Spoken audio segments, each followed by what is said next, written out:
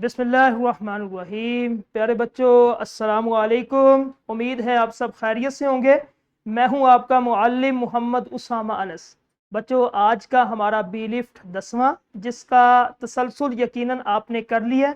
और आज का जो हमारा सबक है, जो हासिल ताल्लुम है, वो देखते हैं। आज हासिल ताल्लुम हमारे पास है कि अपनी जमात के मेयार के मुताबिक किसी भी नज्म और नसर पारे को दुरुस्त तलफ़ुज़, आहंग, हरकत व सकनात के साथ बयान कर सके। ठीक है, ये आज का हमारा काम है।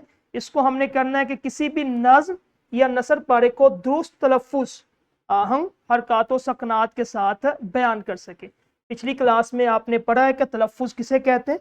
तलफ़ुज़ कहते हैं ज़बर, ज़ेर और पेश को। ठीक है, अलिफ ज़बर आ, अलिफ ज़ेर ई, अलिफ पेश उ, आ ई उ। ठीक है, ये तलफ़ुज़ है। अब हमने इबारत को, हमारे पास कोई नज़्म है या कोई भी नसर है, उसको सही तलफ़ुज़ के साथ ज़बर, ज़ेर और पेश को मद्देनज़र रखते हुए हमने उसको अदा करना है। कैसे अदा करना है, आज के सबक में हम इसको देखेंगे। ठीक है, तो क्या आपने कभी सोचा है कि एक ही कहानी जब रेडियो पर सुनी जाए तो ज्यादा मजा क्यों आता है? जब आप कोई कहानी को किसी बंदे से सुनेंगे तो इतना ज्यादा आपको अच्छा नहीं लगेगा, जबकि वही कहानी आप किसी टीवी पे या फिर किसी मोबाइल पे तो आपको वो चीज अच्छी लगेगी।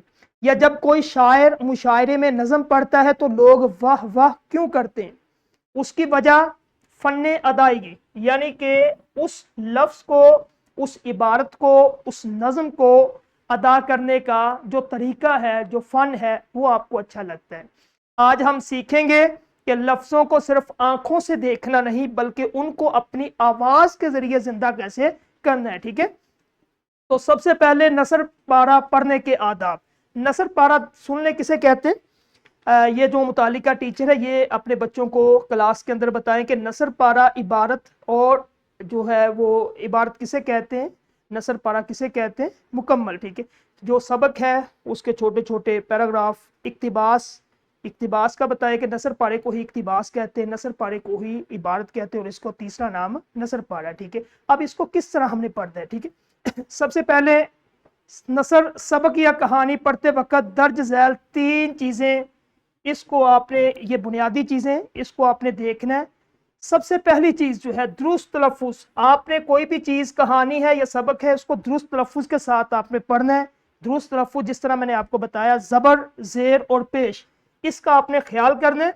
अगर आपने एक लफ्ज है उसको ज़बर की बजाय आपने ज़ेर पढ़ दिया तो ये माना आपका बिल्कुल गलत हो जाएगा। जिस तरह मिसाल मैंने दी है, आइन के ऊपर अगर हम ज़बर लगाएंगे तो अलम बन जाएगा, जिसका माना होगा झंडा। और अगर आइन के नीचे जेर लगाएंगे तो इल्म, जिसका माना क्या हो जाएगा कि जानने वाला, जिस तरह आप स्कूल में पढ़ने के लिए आए, इल्म। ठीक है, दूसरे नंबर पे आपने जो चीज याद करनी है वो तवक्कुफ। ठीक है, कि किस जगह पे आपने रुकना है, सकता करना है, थोड़ा रुकना है, या एक इबारत या एक जुमला मुकम्मल हो चुका है वहां आपने किस तरह ठहराव करना है। ये जो क्लास के अंदर टीचर है वो आपको बतलाएगी। तीसरे नंबर पे है जज्बात का इजहार।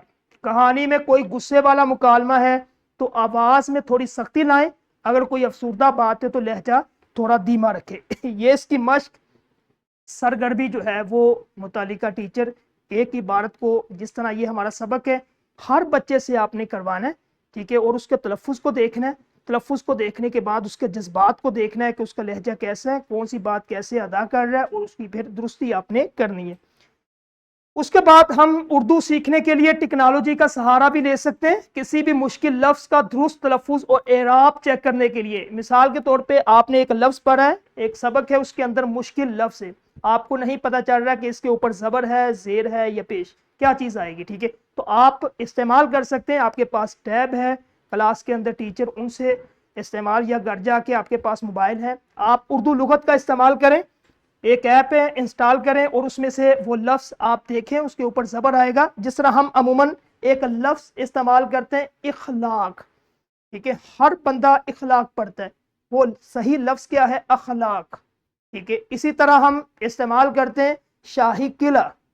ठीक है, लफ्ज शाही किला नहीं है, शाही कला है। ठीक है, इसी तरह हम मिट्टी का लफ्ज इस्तेमाल करते हैं, मिट्टी नहीं मट्टी। ठीक है, ये जो है लफ्ज आप उर्दू लुगत اس میں دیکھ سکتے ہیں۔ دوسرے نمبر پہ اپنے اعراب کو درست کرنے کے لیے معروف فنکاروں جیسے ضیاء محی الدین، اس کی ویڈیو آپ دیکھیں کہ کس طرح یہ اپنے الفاظ کو ادا کرتا ہے، یوٹیوب پہ جائیں۔ اس کے بعد یہ ٹیچر جو ہے یہ ساری چیزیں یہ کروائے گا۔ اس کے بعد یہ دیکھنے کے لیے کہ مشین لفظ کو کیسے ادا کر رہی ہے، انسانی آواز میں کیا کمی ہے، ٹھیک ہے، اے آئی ٹیکسٹ ٹو سپیچ، یہ آپ جو ہے وہ شکل بنی ہوتی ہے منہ کی، کس طرح وہ الفاظ کو کہاں سے لے کے آتا ہے، کس طرح وہ ادا کرتا ہے۔ ایک عبارت ہے، اس کو پڑھتے ہیں۔ آپ صلی اللہ علیہ وآلہ وصحابہ وسلم گفتگو کرتے ہوئے ہر لفظ آہستہ آہستہ الگ الگ کر کے تلفظ فرماتے اور بسا اوقات ایک لفظ کو یا جملے کو 3 مرتبہ دہراتے تاکہ تمام سامعین اس کو پوری طرح سن اور سمجھ لے۔ احادیث میں آپ صلی اللہ علیہ وآلہ وصحابہ وسلم کے اس انداز کا تذکرہ ان الفاظ سے کیا گیا ہے، حضور اقدس صلی اللہ علیہ وآلہ وصحابہ وسلم کی گفتگو تم لوگوں کی طرح لگاتار جلدی جلدی نہیں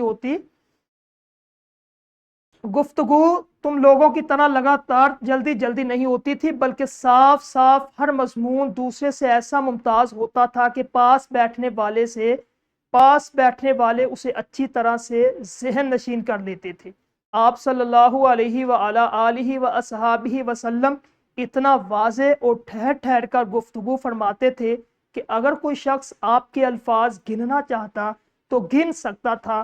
یہ سرگرمی کلاس کے اندر ہر بچے سے جو متعلقہ ٹیچر ہے وہ کروائے گا۔ ہر بچہ عبارت کو پڑھے گا، تلفظ کے ساتھ پڑھے گا، ٹھہر ٹھہر کے پڑھے گا، اچھے طریقے سے پڑھے گا، اور اس میں کوئی غلطی وہ جو ٹیچر ہے وہ اس کو بتلائے گا، ٹھیک ہے۔ تو تدریسی جانچ ہے، یہ بھی کلاس کے اندر آپ جو متعلقہ ٹیچر ہے وہ کروائے اس کو مکمل، اور یہ تدریسی جانچ اور نکھار، یہ ورک بک ہے، یہ گھر کے لیے۔